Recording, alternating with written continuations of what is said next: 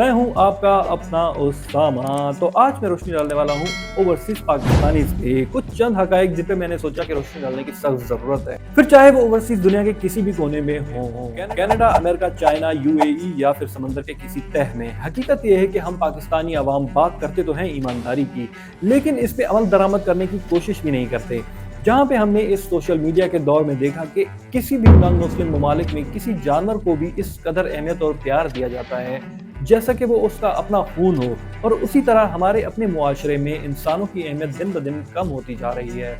हमें तो चाहिए था कि गैर मजहब इंसान को तो ज्यादा प्यार और मोहब्बत और खुलूस से पेश आएं, ताकि उन पे मुसलमानों का इम्पैक्ट बहुत अच्छा और बेहतरीन होना चाहिए, जिससे वो खुद को सिक्योर फील करें। और सेम चीज हमारे नबी हजरत मोहम्मद मुस्तफ़ा सल्लल्लाहु अलैहि वसल्लम ने अपनी जिंदगी में की है कि उन्होंने गैर मजहब लोगों से भी प्यार और मोहब्बत करके उनको ये एहसास दिलाया कि आप चाहे किसी भी मजहब फिरके से ताल्लुक रखते हो, आपको भी उतनी ही इज्जत और प्यार मिलेगा जितना कोई भी मुसलमान डिजर्व करता है।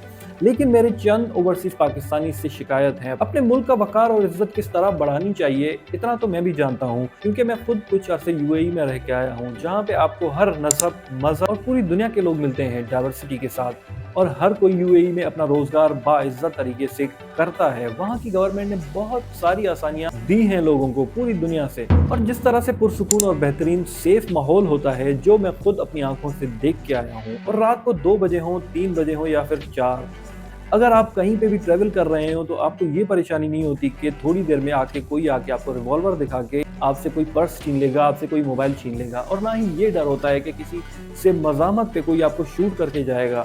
यहाँ पे तो ये होता है कि अगर आप ऐसी सिचुएशन में कहीं पे फंसते हैं तो आपको ये डर होता है कि थोड़ी ची चा चू भी की तो जनाजा निकाल देंगे। कोई गारंटी नहीं होती आपको इस मुल्क में। तो अगर आप किसी ऐसे मुल्क में माइग्रेट करके रोजगार ढूंढने जाते हो तो उस मुल्क में अगर आप ऑनेस्टी, मुखलिसी और प्यार से अगर रूल्स एंड रेगुलेशंस को फॉलो करेंगे तो अल्लाह भी आपको इसका अजर देगा कि जिस मुल्क में आप रह रहे हो उस मुल्क से आप उतना ही प्यार करते हो जितना आपको अपने मुल्क से होता है। लेकिन बहुत सारे, बल्कि ये कहना गलत नहीं होगा कि 50 to 60% लोग जो दुबई में यूएई में रहते हैं, पाकिस्तानी लोग, वो लोग या तो कोई 2 नंबरी करते हैं या कोई इलीगल तरीके से पैसे अर्न करते हैं या फिर किसी और मुल्क के लोगों से फ्रॉड करके वापस आ जाते हैं, और बड़े फख्र से ये सोचते हैं कि मैंने तो उस आदमी को चूना लगा दिया। अब ऐसी ही पोस्ट मेरी नजरों के सामने गुजरी कि एक पाकिस्तान का बाशिंदा मौजूदा पाकिस्तान की सूरत हाल से तंग आके पोस्ट करता है कि मेरे ऊपर 20,000 दिरहम्स का फाइन है। डू और इत्तलात जो वहाँ का मोबाइल नेटवर्क है उससे 5,000 दिरहम अलग से फाइन है, और बंदा कंफर्म करना चाहता है कि ऐसी सिचुएशन में अगर मैं दुबई एयरपोर्ट पे लैंड करूंगा तो वहां से कोई फाइन तो पे नहीं करना पड़ेगा। भाईजान, पहली बात तो आपको वीजा लगेगा ही नहीं। जो डिफॉल्टर्स होते हैं उनको बैन लग जाता है, और अगर वीजा लग भी गया तो वो एयरपोर्ट से आपको बोलेंगे निकल, पहली फुर्सत में निकल। तो इसी तरह मेरा पाकिस्तानी जानने वाला दोस्त जो खुद मेरे ही सिटी से था, वो किसी चाइनीज के पास काम करता था, बड़ी बड़ी ट्रांजेक्शंस वो उसी से करवाता था। फिर उस बंदे की शादी का साल आ गया और उसके दिमाग में एक गेम सूझी कि क्यों ना बड़ी अमाउंट लेके निकला जाए यहाँ से, और उसने वही किया और बड़ी अमाउंट पकड़ी और पाकिस्तान निकल आया। शशके वशके दिए पाकिस्तान में, फिर हराम का माल कब तक चलेगा, पैसे खत्म, और वही बंदा मुझसे पूछ रहा है कि भाई मुझे चेक करवाना है कि कहीं मुझे बैन तो नहीं लग गया।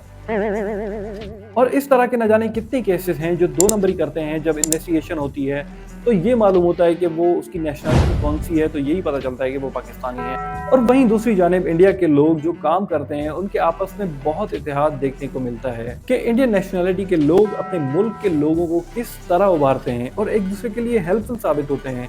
हर कंपनी में आपको टॉप लेवल पे इंडियन मिलेगा और ये बहुत अच्छी बात है। और वो आपने शेर तो जरूर सुना होगा कि मेहरबान कोई तो मुखलिस है मेरे मुल्क के बाशिंदों से। मैं ये नहीं कह सकता कि सारे पाकिस्तानी ऐसे होते हैं, बहुत से पाकिस्तानियों ने अच्छे अच्छे काम भी किए हुए हैं, लेकिन मेजॉरिटी लोगों का यही हाल होता है, जिसकी वजह से पिछले 1 साल से वीजाज पाकिस्तानी के बैन हो चुके हैं। ना वीजाज इशू हो रहे हैं, ना उनका रिजेक्टेड वीजाज की पेमेंट वापस मिल रही है लोगों को। तो मेरे इन ओवरसीज पाकिस्तानी से यही एक गुजारिश है कि अल्लाह के वास्ते अपने मुल्क को बदनाम ना करो, और इन खूबसूरत शहरों में ये जरूर जहन में रखें कि आप एक मुसलमान हो। इन सारी चीजों को अपने जहन में रखो जब भी 2 नंबरी करने का दिल करे।